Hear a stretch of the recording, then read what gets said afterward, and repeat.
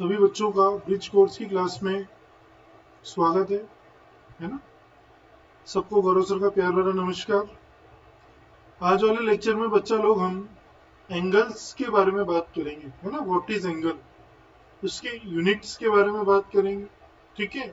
और उससे रिलेटेड कुछ बेसिक प्रॉब्लम्स करने वाले हैं। तो शुरू करते हैं बच्चों एंगल से, है ना। हमारा टॉपिक है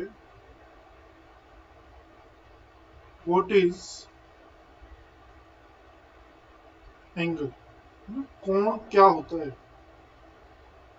कोण क्या होता है, इसको समझने के लिए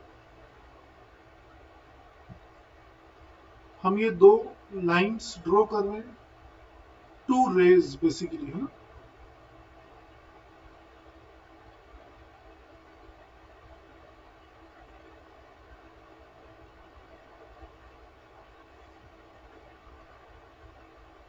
एक रे हो गई बच्चों ओए, दूसरी हो गई ओबी।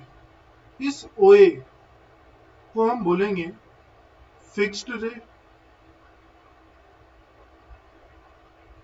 जैसा कि इसके नाम से पता चल रहा है, फिक्स्ड रे मतलब ये फिक्स होगी, हिलेगी डुलेगी नहीं, ये मूविंग रे, है ना। अब ये फिर ये फिर ये क्या है, ये अमाउंट ऑफ रोटेशन क्या है बच्चों, ये अमाउंट ऑफ रोटेशन।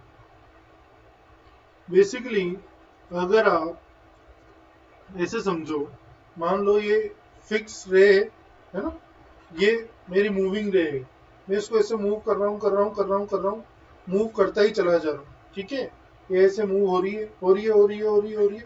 तो ये जो अमाउंट ऑफ रोटेशन आ रहा है ना, जो ये साइज दिख रही है आपको, इसे ही हम क्या बोलते हैं, एंगल बोलते हैं, है ना। ये जितना गैप बढ़ता जाएगा, बढ़ता ही चला जाएगा ना, तो इस अमाउंट ऑफ रोटेशन को ही क्या बोलेंगे हम, कोण बोलेंगे या एंगल बोलेंगे, ठीक। अब अमाउंट ऑफ रोटेशन हमने बोल दिया कि कोण होता है या एंगल होता है, ठीक। अब इसको और कैसे समझ सकते हैं, लिख भी देता हूं मैं यहाँ पे, है ना। Amount of rotation is known as angle, ठीक। अब हो सकता है कोई बच्चा इसको क्लॉकवाइज डायरेक्शन में मेजर करे, कोई एंटी क्लॉकवाइज डायरेक्शन में मेजर करे, है ना। देखो क्लॉकवाइज एंटी क्लॉकवाइज से तो फेमिलियर है हम सब।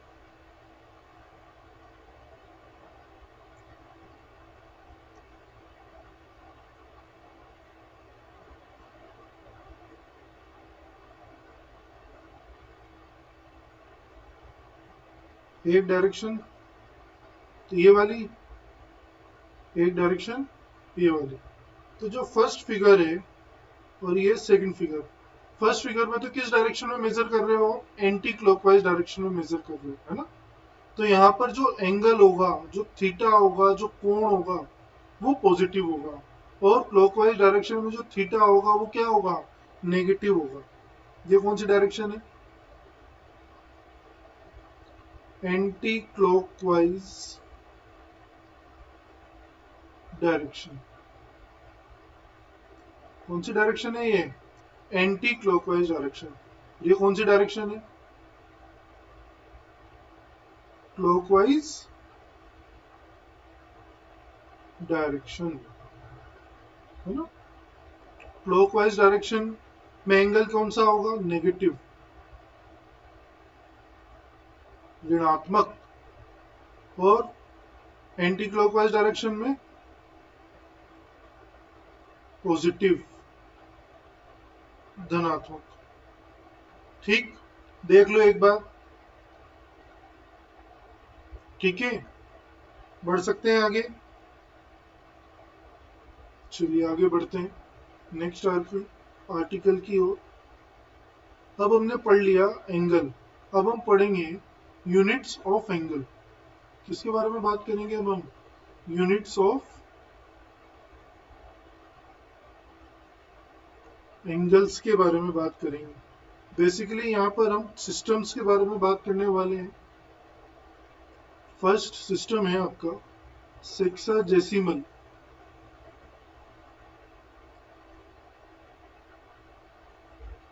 Sexagesimal system. सेकंड है सर्कुलर सिस्टम।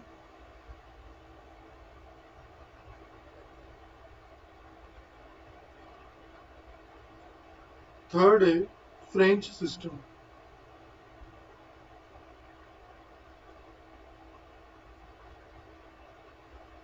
ठीक है। अब जो सेक्साजेसिमल सिस्टम है, इसमें जो यूनिट काम में ली जाएगी उस यूनिट का नाम है बच्चों डिग्री। और सर्कुलर सिस्टम में जो डिग्री काम में ली जाएगी उसका नाम है रेडियन। और फ्रेंच सिस्टम में ग्रेड। हम सिर्फ इन दोनों के बारे में ही बात करेंगे। हमारे सिलेबस में सिर्फ इतना सा ही है ना, तो बाकी से हमें कोई लेना देना नहीं है। तो बात शुरू करते हैं डिग्री के बारे में। What is degree? What is degree? मान लो कोई राइट एंगल ट्राइंगल है ना, कोई समकोण त्रिभुज।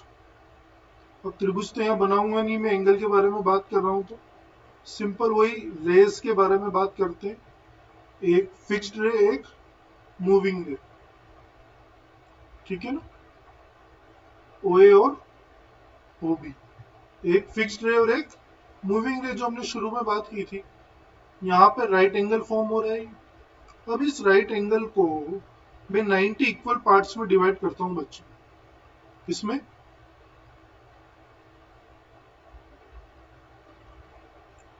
ये हमने इसको लग नहीं रहा है, पर मान लो कि 90 इक्वल पार्ट्स हैं। क्या है ये?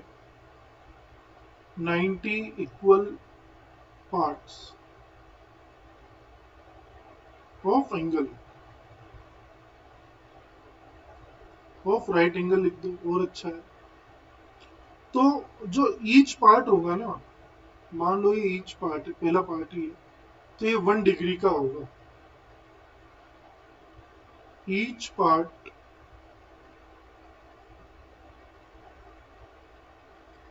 विल बी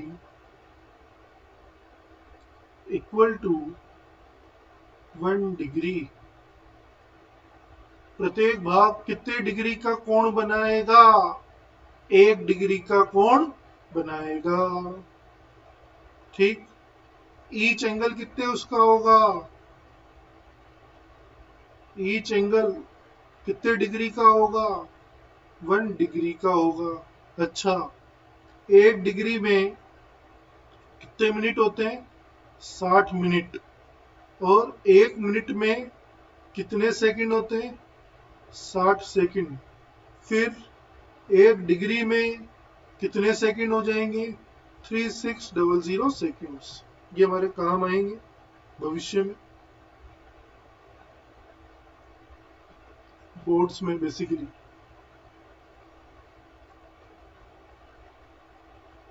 ठीक, बढ़े आगे, रेडियन के बारे में बातचीत शुरू करें।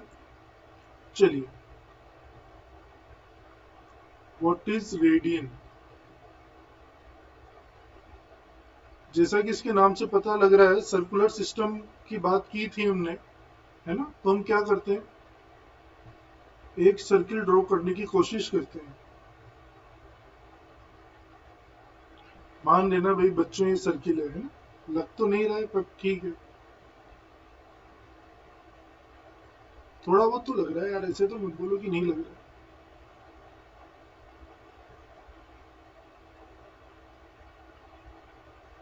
वाई एक्सिस, एक्स एक्सिस,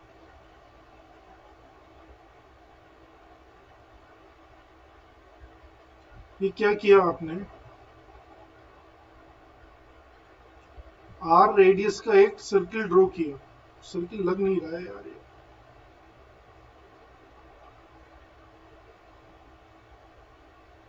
जैसा चाहिए वैसा नहीं लग रहा।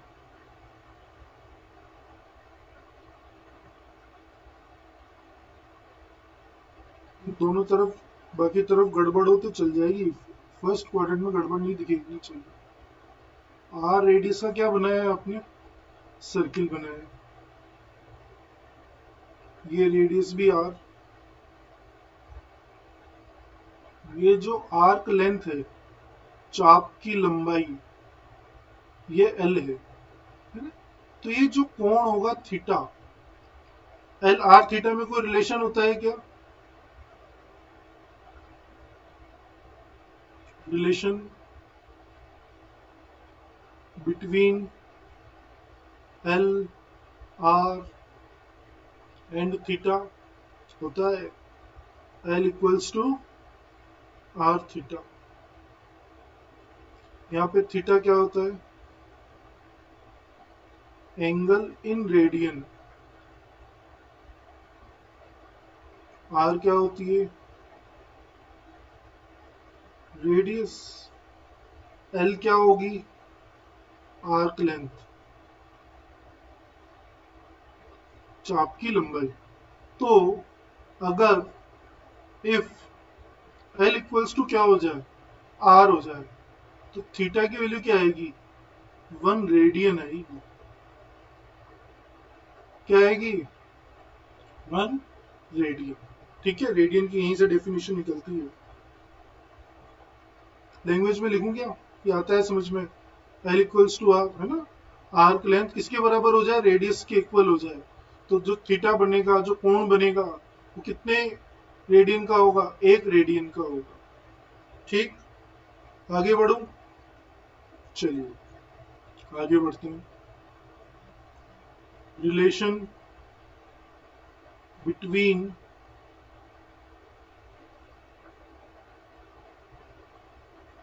Degree and radian.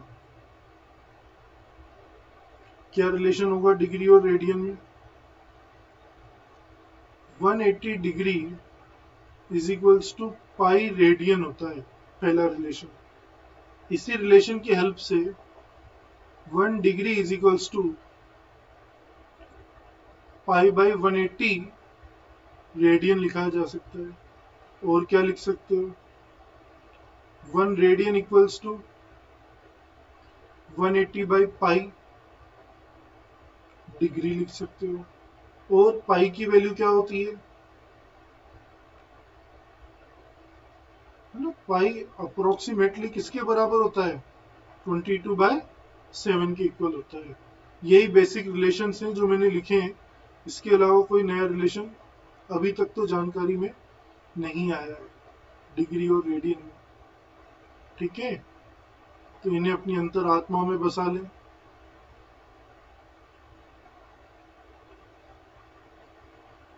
इनकी हेल्प से आगे हम कुछ प्रॉब्लम्स भी करने वाले हैं। ठीक, चलिए आपको एक अच्छी सी प्रॉब्लम कराता हूँ।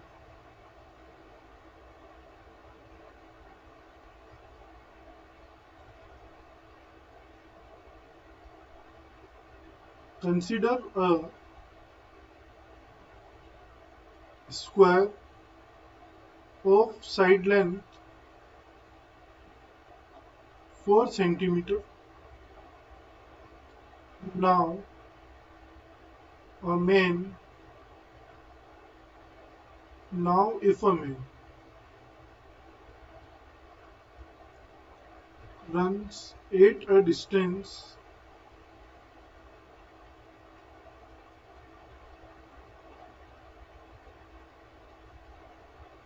of 1 centimeter from the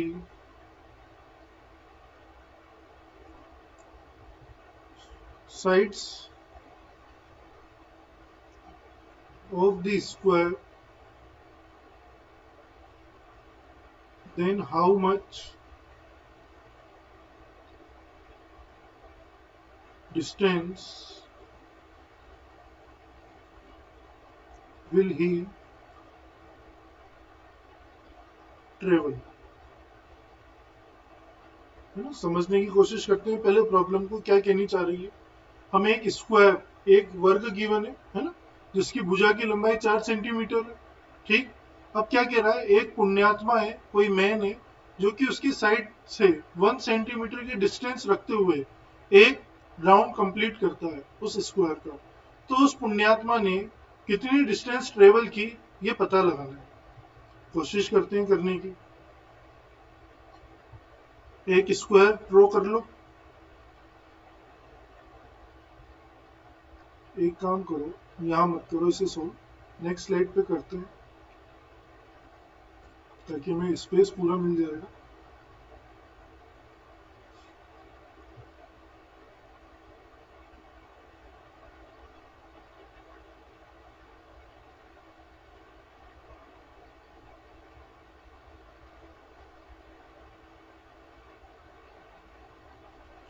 ये स्क्वायर है ना, ये कोई पुण्यात्मा, इनको क्या करना है, इस स्क्वायर से 1 सेंटीमीटर की डिस्टेंस रखते हुए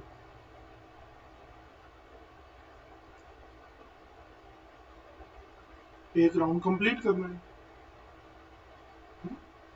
ये डिस्टेंस 1, ये डिस्टेंस 1, ये डिस्टेंस 1, ये डिस्टेंस भी 1। साइड लाइन कितनी दे रखी है, 4 4 4 4। तो यहां से यहां तक तो परपेंडिकुलर ड्रॉप कर देते हैं, लंब गिरा देते हैं। बम नहीं गिराने, लंब गिराने, लंब है ना, परपेंडिकुलर ड्रॉप करने।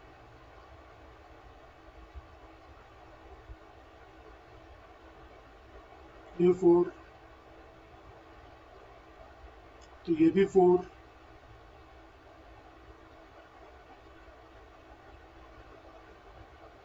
ये भी 4। अब ये जो पड़ोस वाली वैल्यूज हैं ये कैसे निकलेंगी? क्या ये जो फिगर बना है सही बना है? जी नहीं, ये सही नहीं बना है। कारण, क्योंकि यहां से यहां तक की जो डिस्टेंस है ये 1 सेंटीमीटर नहीं है। ठीक है, तो फिर क्या करें? हमेशा इस बात का ध्यान रखना, जब भी आप किसी का चक्कर लगाओगे है ना, तो क्या होता है, कॉर्नर्स पे सर्कुलर आर्क बनता है, ना कि शार्प एजेस बनती है। क्या बनता है? सर्कुलर आर्क बनेगा। तो यहाँ भी क्या बनना चाहिए, ईमानदारी से सर्कुलर आर्क बनना चाहिए। अब हमें इस सर्कुलर आर्क की लेंथ निकालनी है। चारों तरफ सब सेम है ना, तो लेंथ तो क्या रहेगी इन चारों आर्क की, सेम ही रहने वाली है, एल बोल देते हैं। अब ये एंगल 90, ये एंगल 90, ये एंगल 90, ये एंगल कितना होगा, 90। अब यहाँ पे जो रिलेशन है l equals to r theta, उसमें आर की वैल्यू 1 है, एल हमें निकालना ही है। थीटा 90 90 90, 270 चलेगा, कितना बचा, 90 ही बचा। 90 को रेडियन में कन्वर्ट किया तो कितना है, पाई बाई 2 आया। तो टोटल डिस्टेंस कितनी आ जाएगी बच्चा लोग, टोटल डिस्टेंस कितनी होगी, 4 प्लस 4 प्लस 4 प्लस 4 तो होगी, इसके साथ प्लस 4 इंटू एल भी होगी। अब एल कैसे निकालोगे, है ना, l equals to r theta से निकालेंगे। आर कितनी है 1, थीटा कितनी है पाई बाई 2। तो क्या आया फाइनल आंसर, 16 प्लस 2 पाई यूनिट्स। इतने यूनिट ये चलने वाला है। देखिए समझ में आता है क्या, कहीं कोई डाउट तो नहीं है? कोशिश तो यही की है कि आपको अच्छे से समझ में आए, फिर भी नहीं आए तो पूछ सकते हैं। ठीक है, आगे बढ़े नेक्स्ट प्रॉब्लम की ओर।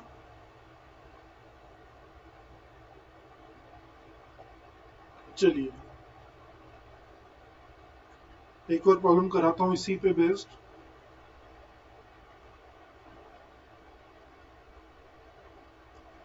Consider a equilateral triangle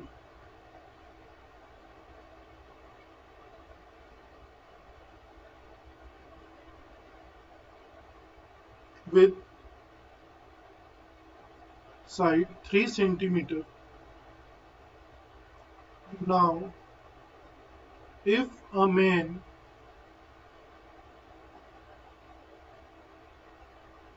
runs around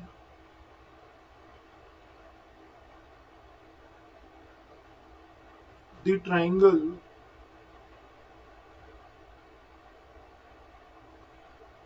in such a way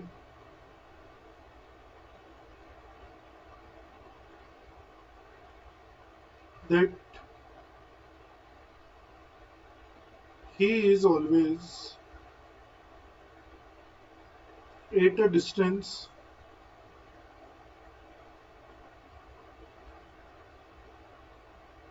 of 1 centimeter from the sides of the triangle, then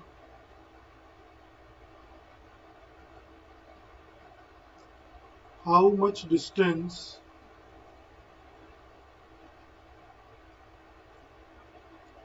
will he travel? एक, एक बार एक्सप्लेन कर देता हूँ हिंदी में, ताकि अगर हिंदी मीडियम वाले स्टूडेंट्स भी इसको देखेंगे तो उन्हें समझ में आएगा। हमें क्या गिवन है बच्चों? एक इक्विलेटरल ट्राइंगल गिवन है, समबाहु त्रिभुज गिवन है। क्या दे रखा है हमें? एक समबाहु त्रिभुज दे रखा है जिसकी भुजाओं की लंबाई 3 सेंटीमीटर गिवन है। अब वही समबाहु त्रिभुज से की भुजाओं से 1 सेंटीमीटर की दूरी रखते हुए एक पुण्यात्मा उस त्रिभुज का एक चक्कर लगा रही है, ठीक है? तो हमें वो डिस्टेंस निकालनी है कंप्लीट। तो क्या करें? एक इक्विलेटरल ट्राइंगल बना लो।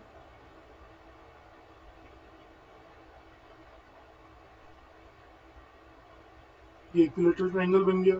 अब पुण्यात्मा मुस्कुराती हुई आ गई। क्या कह रही है? इससे 1 सेंटीमीटर की डिस्टेंस रखो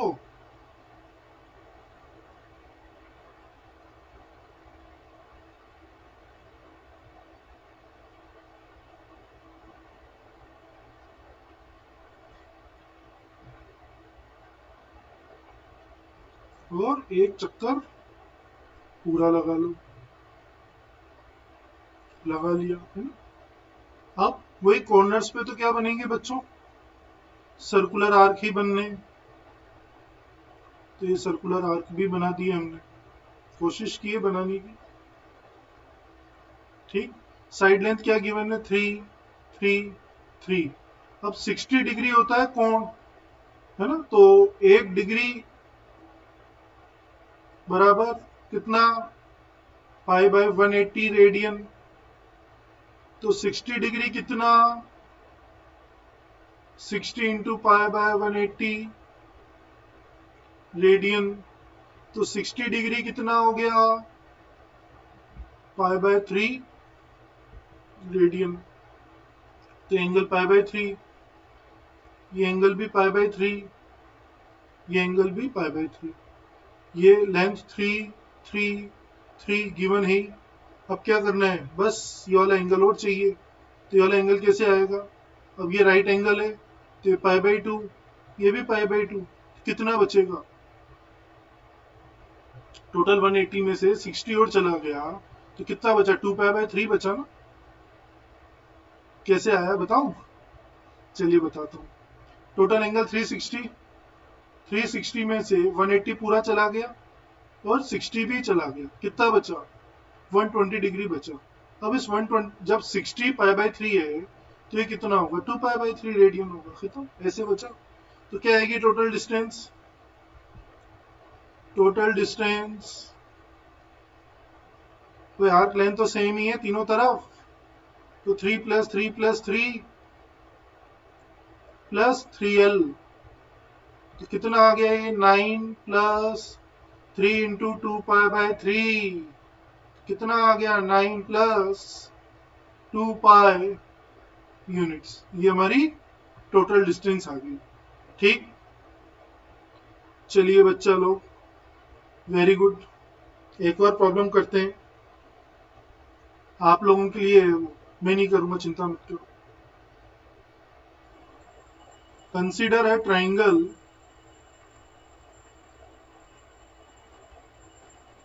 with the side lengths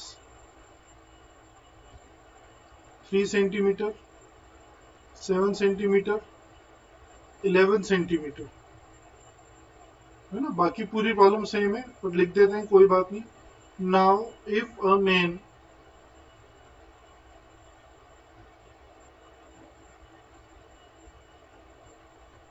runs around the triangle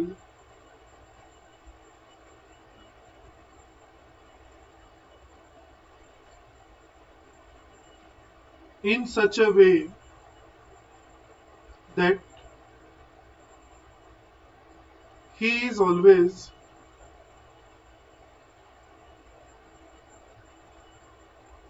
at a distance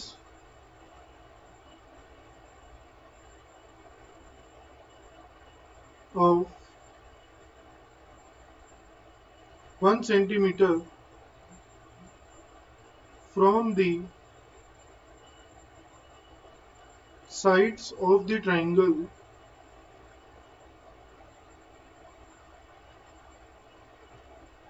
then how much distance will he travel?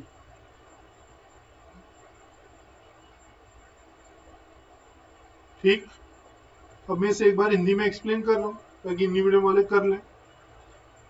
आपको एक त्रिभुज दे रखा है जिसकी भुजा की लंबाइयां क्रमशः 3 सेंटीमीटर, 7 सेंटीमीटर और 11 सेंटीमीटर है। वही त्रिभुज है जिसकी लंबाई, भुजा की लंबाइयां क्या है, 3, 7 व 11 सेंटीमीटर है। अब वही कोई पुण्यात्मा है जो इस त्रिभुज से, जो त्रिभुज बनेगा उसकी भुजाओं से 1 सेंटीमीटर की दूरी रखते हुए, है ना, एक चक्कर पूरा लगाता है, जैसे भी बाकी प्रॉब्लम्स में किया वैसे ही सेम। तो टोटल डिस्टेंस कितनी आएगी ये निकालना है आप लोगों को। अब ये प्रॉब्लम आप लोगों के लिए होमवर्क में है, आप इसे ट्राई करेंगे और ट्राई करने के बाद एक फोटो खींचेंगे इस प्रॉब्लम के सॉल्यूशन का और मुझे इस नंबर पे सेंड करेंगे। ठीक, गौरव अग्रवाल सर। आपसे होती है तो भेज दें, अगर आपसे नहीं होती है तो मेरे से फोन करके इसका सॉल्यूशन पूछ लें। ठीक है, पता तो लगे आप लोगों को कितना समझ में आ रहा है, नहीं आ रहा है। ठीक है, प्लीज सिर्फ व्हाट्सएप करें, डायरेक्ट फोन ना करें, क्योंकि मैं क्लासेस में रहता हूं तो हो सकता है फोन का जवाब नहीं दे पाऊं, बट व्हाट्सएप पे अवेलेबल रहूंगा। जब भी मुझे टाइम मिलेगा तो मैं रिस्पॉन्स जरूर दूंगा। ठीक है, तो ट्राई करना बच्चा लोग इसे। आज के लेक्चर में हम इतना ही कवर करेंगे, बाकी फिर नेक्स्ट लेक्चर में देखेंगे। ठीक है, चलिए बच्चा लोग, बाय बाय, टेक केयर, स्वस्थ रहिए, मस्त रहिए, क्लासेस में रेगुलर रहिए। बाय बच्चा लोग।